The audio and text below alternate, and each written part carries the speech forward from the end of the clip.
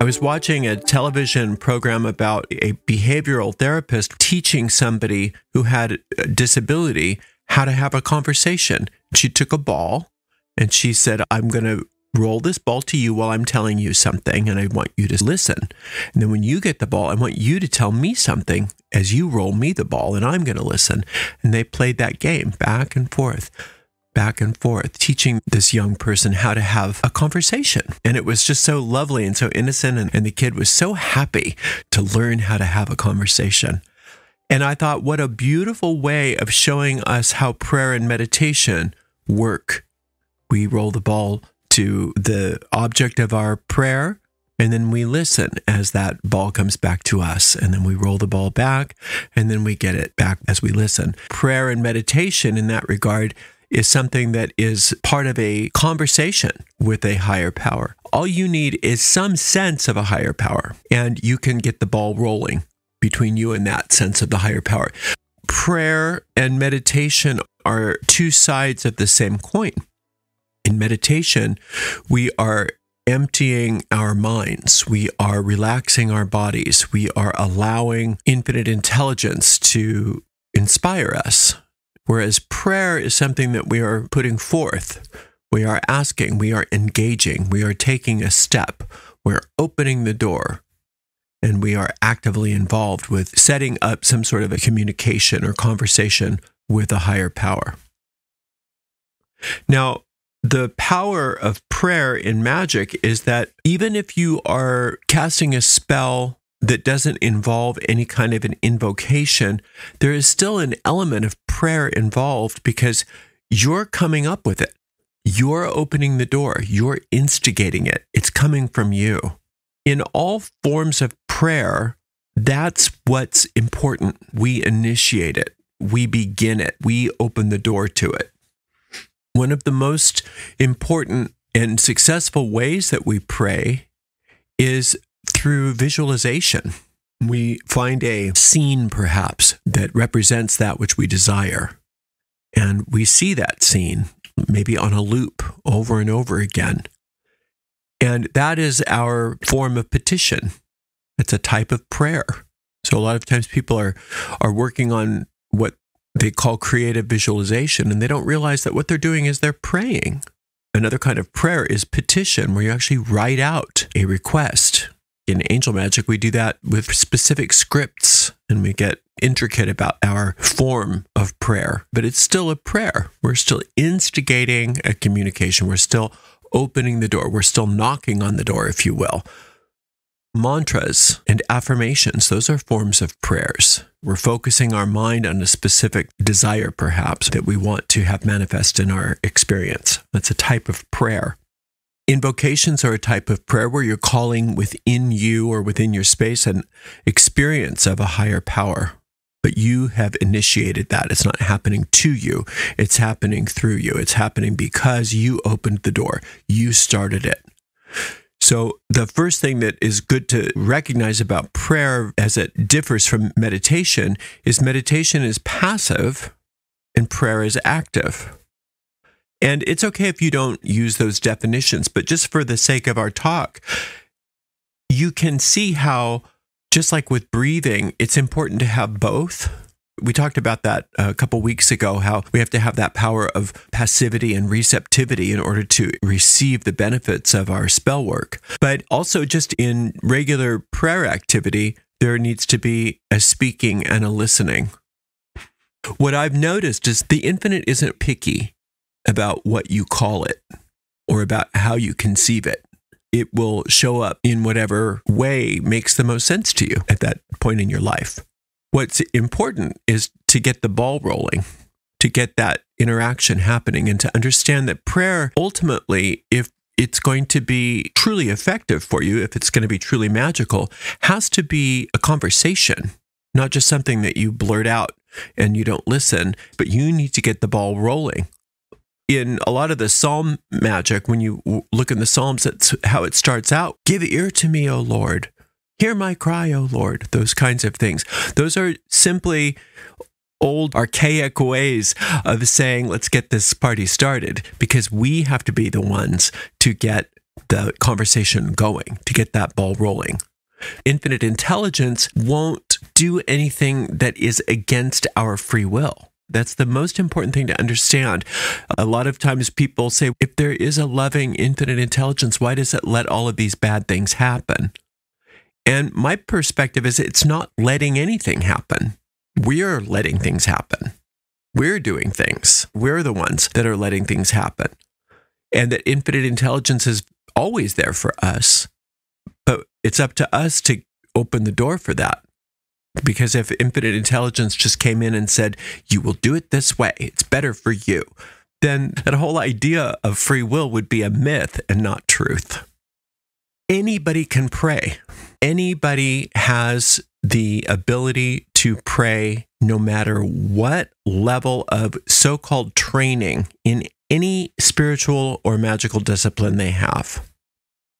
It's as simple as calling forth and then listening to the response, engaging in a conversation. There was this old Lily Tomlin line back in the 70s, which was so funny. She said, why is it that when we talk to God, we're said to be praying, but when God talks back to us, we're schizophrenic?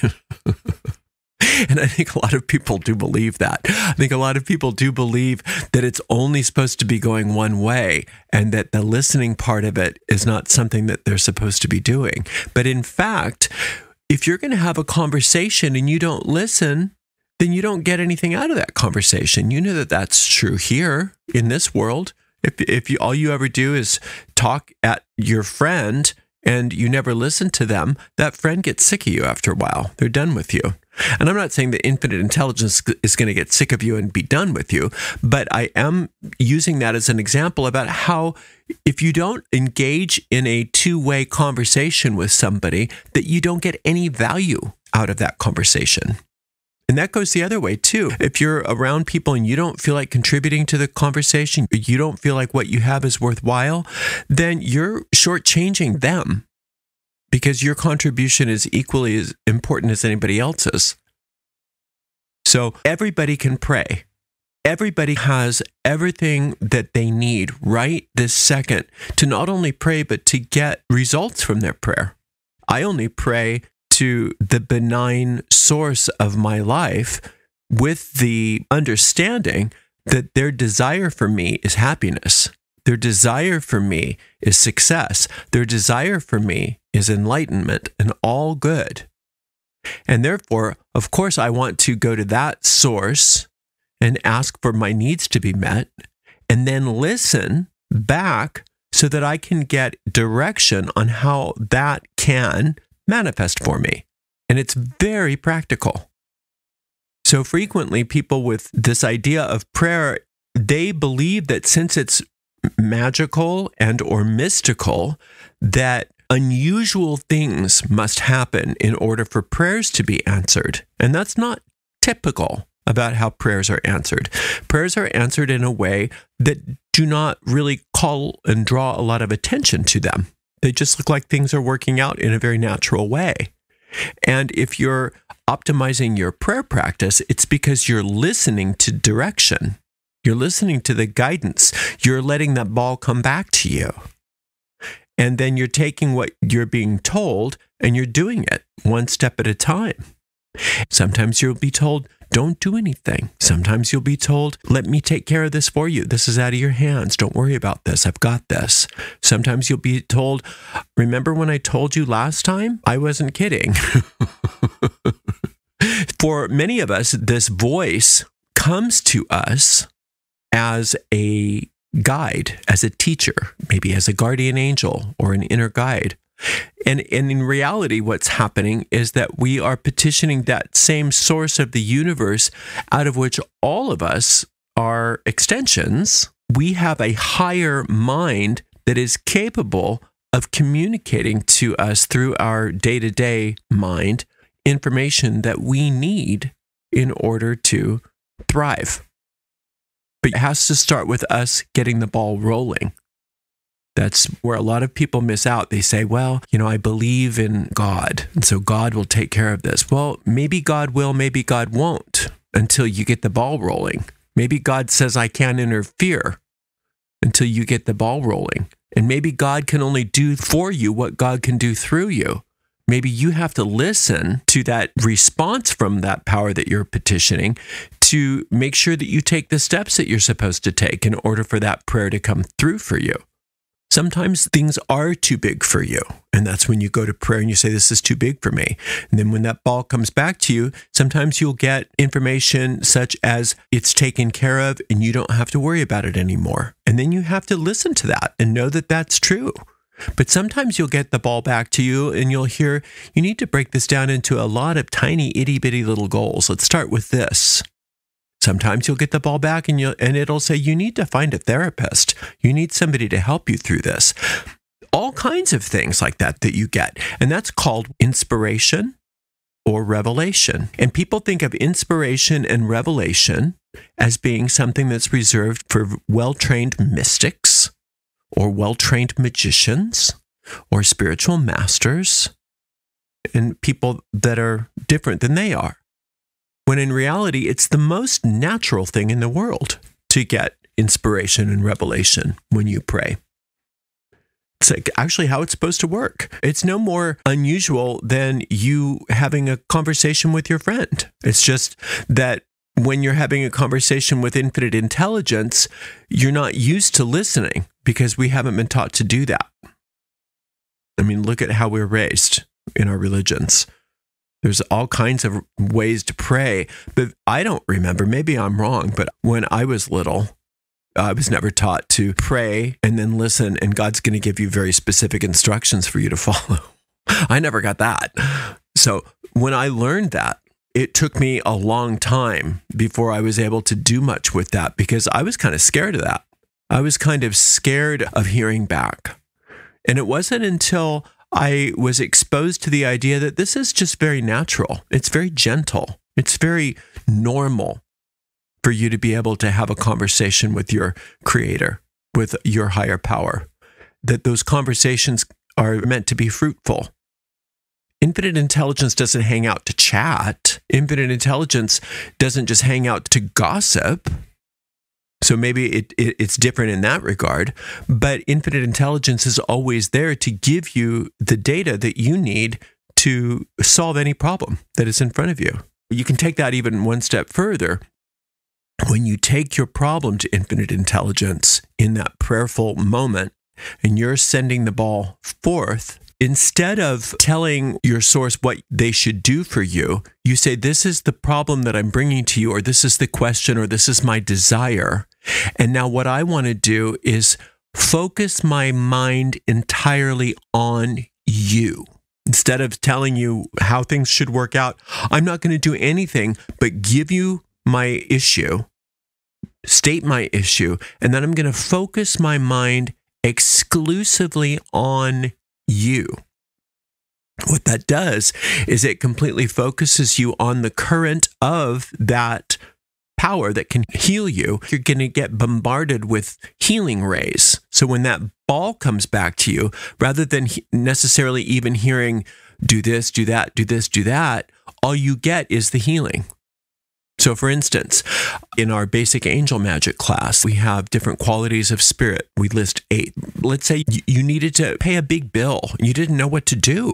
So you brought it into prayer and you said, I've got this big bill and I don't know what to do. I'm bringing this to you. One thing you could do is do a petition and say, I really need to have this paid. And then when the ball comes back to you, maybe get some direction on how to pay it. And that'll work. There's nothing wrong with that. It's a very valid form of prayer. But you could amp that up by saying, I need to get this bill paid and I don't know what to do. And now I'm focusing my mind on you. And I'm only going to think about those qualities. I'm going to think about what infinite intelligence is. You know how to make babies out of embryos. You know how to have planets revolving around suns. Infinite intelligence, the pure genius of the universe. That's what infinite intelligence is. Infinite spirit. Infinite spirit can't be destroyed, can't be assailed, completely 100% invulnerable.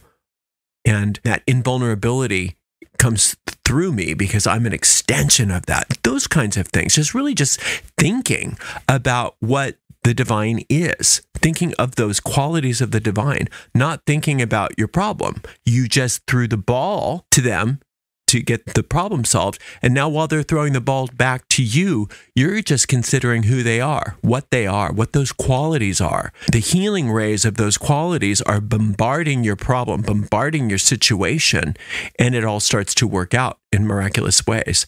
All I do is consider the quality of the divine, or the multiple qualities of the divine that I can think of in place of my problem. The problem starts to heal itself before I can do anything about it. So that's a very powerful form of prayer. But there's all kinds of ways that you can get the ball rolling. You can get the ball rolling by songs, by dance. Think about ritual dancing, how certain tribes were able to do certain types of dancing and they would be able to bring forth rain, right? That's a type of prayer. They're enacting the desire rather than just with mere visualization of their inner mind. They're visualizing with their bodies. They're doing certain ritual gestures to bring about the idea of rain. Even that lesser banishing ritual of the pentagram is a type of prayer. It's a type of devotion. You're centering your body and mind and your energy centers with that Kabbalistic cross. You are clearing the space of anything that's not divine by drawing those pentagrams. You're invoking those divine powers through the vibrations of those divine names. You're calling forth angelic protection by calling the forth angels around you. And then you're recalibrating it all by doing another Kabbalistic cross. It's a type of prayer. Now, if you work with that lesser banishing ritual of the pentagram, why not bring your needs into that ritual with you? That's just, all you're doing is rolling the ball. It's just a big elaborate way of rolling the ball. And so if you bring your need into that and you roll the ball, when the ball comes back, you're in a very sanctified, protected space so that your revelations and your understandings that come back to you are probably even more magnified because you've done so much work to sanctify the space and sanctify your mind. There are all kinds of ways that you can get that ball rolling, and none of them are better than others. None of them are more powerful than others. It just depends on what you relate to. Some people say, oh no, these vibrations and these rituals, those are much more powerful than just doing something in your mind. Maybe for that person that's true, but it's not necessarily true objectively. You may be much more effective at prayer, never uttering a word. Just doing it all in your mind, just closing your eyes and thinking. Maybe your prayer is just so simple and innocent, just saying, dear God, please help me through this. I don't know what to do. And then you now knowing, okay, now I got to get the ball rolled back to me. What do you want me to do? And then you start to get an impulse and you get an image. Oh, I should do this. I should do that. And then just recognizing that at any moment of time and point of space, you can always plug into that power of prayer. Sometimes you might want to do something nice and elaborate just because it feels right for you, or that's really what your surface mind requires because it just doesn't believe in anything unless you have something major and dramatic. Fine. Nothing wrong with that. You do something major and dramatic.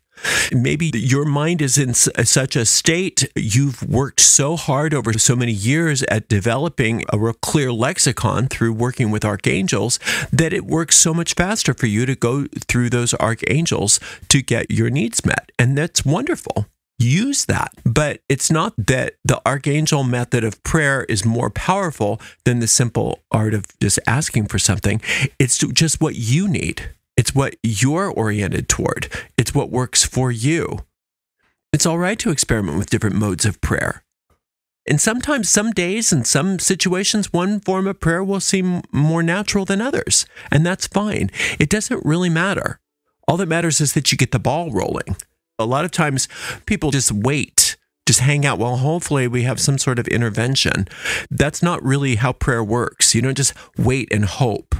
You actually get the ball rolling. A lot of times people think that their prayer wasn't answered, and it was answered, but they just weren't listening because they didn't know that they had to receive an answer. So as you go forth, recognize that prayer is always your divine right, and that there's no one right way to pray, and that what most people miss out on with prayer is getting the answer back from infinite intelligence. They're having a one-way conversation. And that when you start listening as part of your prayer practice, what many people consider to be miraculous things just become very commonplace. Because you have the wherewithal now to have the actual conversation with that power that can help you, rather than just having a one-sided conversation where you never listen and you never get the benefit from your prayer work. Thank you so much for spending some time with me today. I so appreciate you. I'll be back next week for another lecture. Until then, blessed be.